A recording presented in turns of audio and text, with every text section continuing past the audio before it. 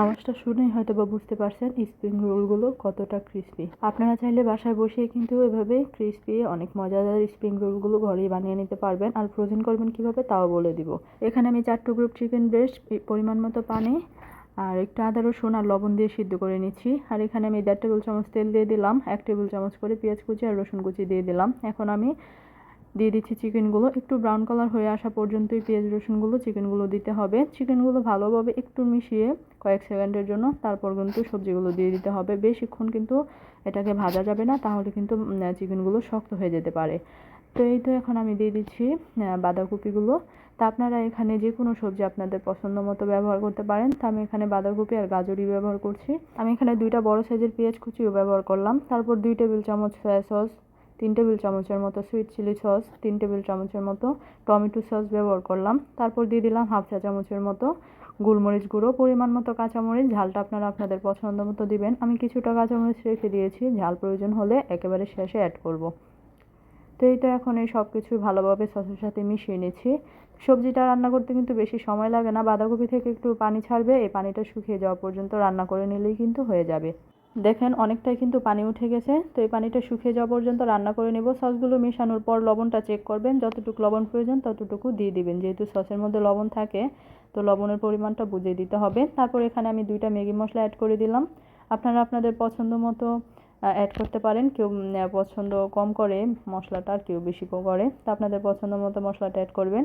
তো এই তো এখানে আমি ধনিয়া পাতা কুচি দিয়ে দিলাম। দেখেন পানিটা শুকিয়ে গেছে, আমি কিন্তু এটাকে আর কিছুক্ষণ রান্না করেই নামিয়ে ফেলবো। আপনারা চাইলে কিন্তু এখানে হাড়সহ চিকেনগুলো নিতে পারেন। সিদ্ধ করার পর হাড়গুলো ফেলে দিবেন আর চিকেনগুলোকে ভালোভাবে বেছে নিয়ে নেবেন, তাহলেই হয়ে যাবে।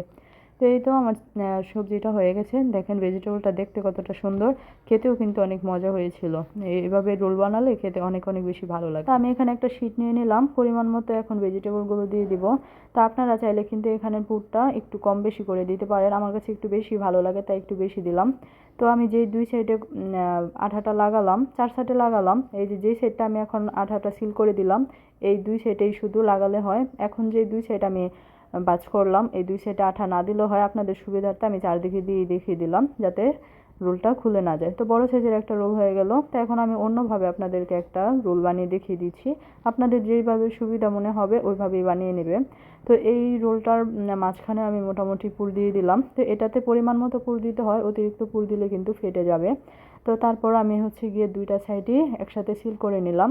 আর এই যে দেখেন নিচের শিটটার সমান সমান কিন্তু আমি রেখেছি, মাঝখানের শিটটা যে পেঁচালাম, তারপর এটাকে পেঁচিয়ে নিলেই কিন্তু রোলটা হয়ে যাবে। আমার কাছে ওই রোলটার থেকে এই রোলটা বেশি ভালো লাগে, কারণ এই রোলগুলো সবগুলো সমান হয়। আর এটা দেখেন কেমন মোটু মোটু হয়েছে, আর ওইটা একটু পাতলা।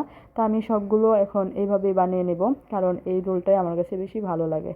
তো চলুন আপনাদেরকে সবগুলো রোল বানিয়ে দেখাই। এই রোলটাই আমি এখন বানাবো। এই তো দেখেন আমার সবগুলো রোলই কিন্তু বানানো হয়ে গেছে। তো এইগুলোকে আমি এখন ফ্রোজেন করব কিভাবে এটাও দেখিয়ে দিব, আর কিছুটা ভেজেও দেখিয়ে দিব।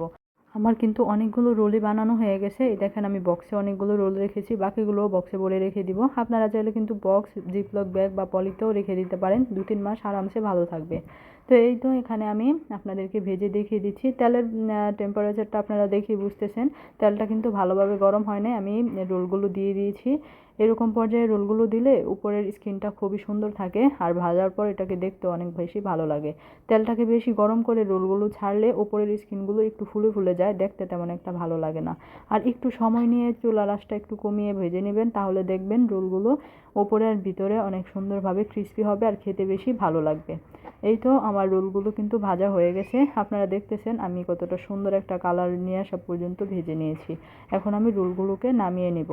আর দেখেন কালারটা যেমন সুন্দর আসছে, তেমন ক্রিস্পি হবে আর খেতেও কিন্তু অনেক বেশি ভালো লাগবে। তো এই তো এখানে আমি দেখিয়ে দিচ্ছি, মাঝখানের 3টা রোল দেখেন আমি প্রথমে ভেজেছিলাম, আর বাকি 3টা আমি পরে ভেজেছিলাম। স্কিনটা একটু ফুলে ফুলে গেছে, কারণ আমি তেলটাকে রেস্টে রাখি নাই, ওই গরম তেলেই বাকি 3টা রোল দিয়ে দিয়েছিলাম এটার জন্য। আর এটা দেখেন কি সুন্দর স্মুথ স্কিনটা।